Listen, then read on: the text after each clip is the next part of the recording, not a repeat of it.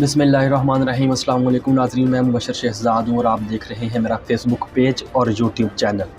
नाज़रीन, मगवी बच्ची का केस है, इस हवाले से इम्पोर्टेंट तरीन जो डेवलपमेंट हुई है वो आज की इस वीडियो के अंदर आपके साथ शेयर करने जा रहा हूँ। सबसे पहले जो टॉपिक है, मेन 3 टॉपिक हमारे होंगे जिसके ऊपर आज हम बात करेंगे।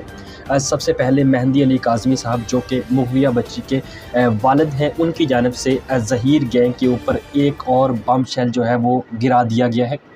ये क्या है, क्या एप्लीकेशन दी है, इसके ऊपर बात करेंगे। दूसरे नंबर के ऊपर जो ज़हीर है उसकी जानिब से एक दरख्वास्त दायर की गई है कि मैं भी हक़ रखता हूँ कि जो अपनी बीवी है उससे मुलाकात कर सकूं।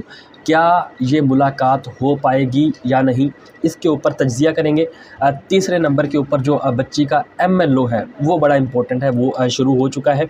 इस हवाले से आपको बताएंगे कि जो लोग प्रोपेगेंडा कर रहे थे कि उसके ऊपर जो है समाअत नहीं होगी, या जो साइकियाट्रिस्ट हैं उन्होंने बाकायदा मुआयना जो है वो स्टार्ट कर दिया है और जितने भी सेशन है वो उनकी जो जो रिपोर्ट होगी वो अदालत के अंदर पेश की जाएगी।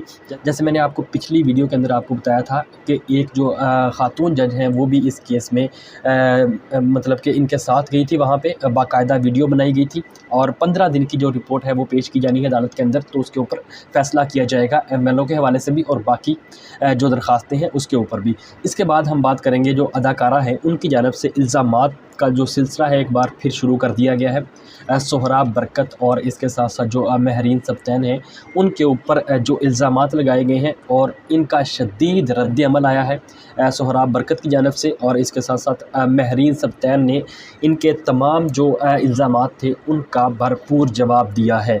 तो इन सब के ऊपर आज बात करेंगे। इससे पहले नए आने वाले दोस्त जो हैं वो चैनल को ज़रूर सब्सक्राइब कर लें ताकि लेटेस्ट मालूमात आप तक पहुँचती रहें।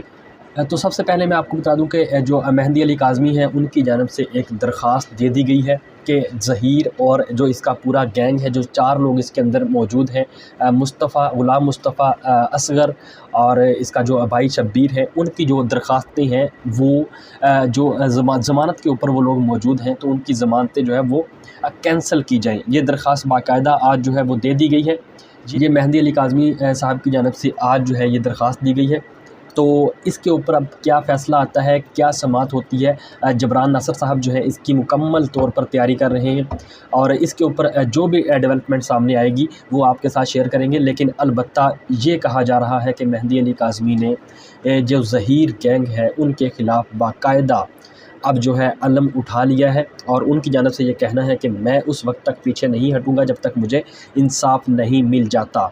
एक तो मैंने ये आपको बात बतानी थी कि ये बड़ी इम्पोर्टेंट दरख्वास्त है। अब दूसरे नंबर के ऊपर मैं आपको बताऊं कि जो ज़हीर है उसकी जानिब से भी ये दरख्वास्त दी गई है कि मुझे जो है मुलाकात करने का भी हक़ दिया जाए जैसे इनके वालिदैन को हक़ दिया गया है। सबसे पहले मैं आपको बता दूं कि जो वालिदैन हैं जिन्होंने बच्ची को बड़ा किया इतनी, सबसे पहले तो उनका हक़ था, ये नेचुरल गार्डियन है। इसको आप एक चीज़ को समझ लें कि उनकी मुलाकात बहुत ज़रूरी थी। तकरीबन मैं आपको बताऊँ कि ये 6 माह के बाद बच्ची के साथ जो है वो मुलाकात हुई है वालिदैन की और ये इंतहाई अहम मुलाकात है। 5 घंटे ये मुलाकात रही है और इसके साथ साथ ना सिर्फ पेरेंट्स मौजूद थे इस मुलाकात में बल्कि एक ख़ातून जज मौजूद थी। और एक और बात जो मैंने आपको पिछली वीडियो में भी बताई थी वो ये थी कि ये मुलाकात कोई ज़बरदस्ती नहीं की गई मेहंदी अली काज़मी या उनकी फ़ैमिली की तरफ से, बल्कि जो जज थे उनकी जानिब से पहले चाइल्ड प्रोटेक्शन ब्यूरो को रब्ता किया गया, उनके साथ पूछा गया कि क्या बच्ची वाक़या ही तैयार है मुलाकात के लिए या नहीं।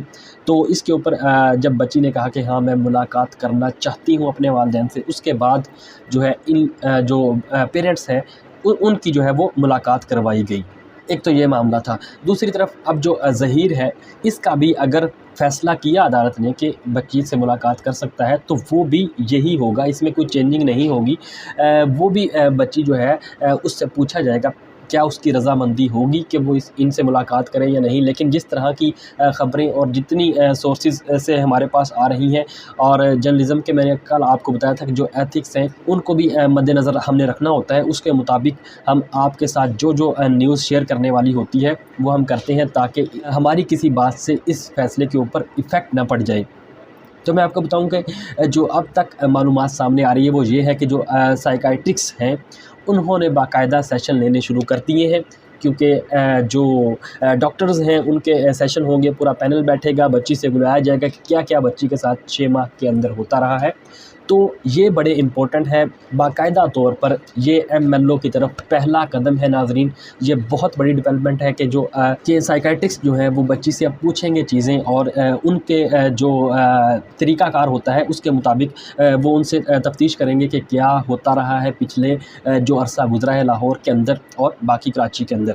अब जो है हम आ जाते हैं ज़रा अदाकारा की तरफ से। पहले भी इल्ज़ामात लगाए जाते थे, अब भी इल्ज़ामात का सिलसिला जो है वो एक तरह से शुरू हो गया है और इसमें अब टारगेट किया है। पहले तो इकरार को टारगेट किया, मेहंदी अली काज़मी को टारगेट किया, उनकी वाइफ को टारगेट किया और भी बहुत सारे हमारे दोस्त हैं, सीनियर सहाफ़ी हैं जिनको टारगेट किया जाता रहा, लेकिन उसका बाकायदा तौर पर हमने जवाब नहीं दिया। लेकिन अब जो है इनके एक एक झूठ का जवाब भी देंगे और आप देखेंगे कि किस तरह से इनके झूठ बेनकाब होते हैं। क्योंकि इंसान के पास जब अल्फाज ख़त्म हो जाते हैं तो वो गालियाँ जो है वो बकता है। अब यही जो है अदाकारा कर रही है, इनके पास कोई बोलने को रह नहीं गया कुछ। सच तो इनके पास है नहीं पहले से ही। इन्होंने इल्ज़ाम लगाया कि मेरी जो फ़ैन फॉलोइंग है वो बहुत ज़्यादा थी, जिसकी वजह से इन लोगों ने मेरे ऊपर इल्ज़ामात लगाए। इल्ज़ामात तो आपके ऊपर किसी ने नहीं लगाए, ये मैं आपको बता दूँ। जो हकीकत थी वो बयान की है।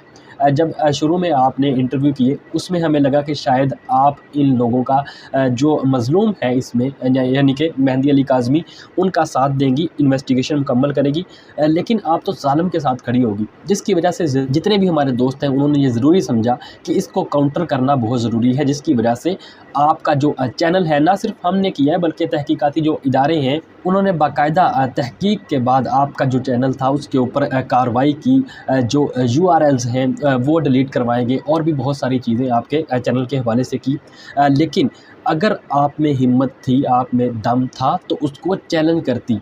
FIA के अंदर जो आपके शनाख्ती कार्ड का इशू बना हुआ है वहाँ पे आप जाती नहीं है। इसके बाद जो बुशरा शकील की दरख्वास्त है उसके ऊपर आप नहीं जा रही, तो इसका मतलब ये हुआ कि आप जो अपना जुर्म है उसको एक्सेप्ट कर रही हैं। और अगर आपके चैनल के ऊपर व्यूज़ नहीं आ रहे, क्योंकि सामने देखने वाला बंदा कोई अंधा तो है नहीं, वो इस केस को आपको तो देखता नहीं है, वो बाकी लोगों को भी वो फॉलो कर रहे हैं और इस केस के ऊपर जितने लोग काम करते हैं वो उनको सुनता है और जो हक और सच के ऊपर बात करता है लोग उनको देखते हैं।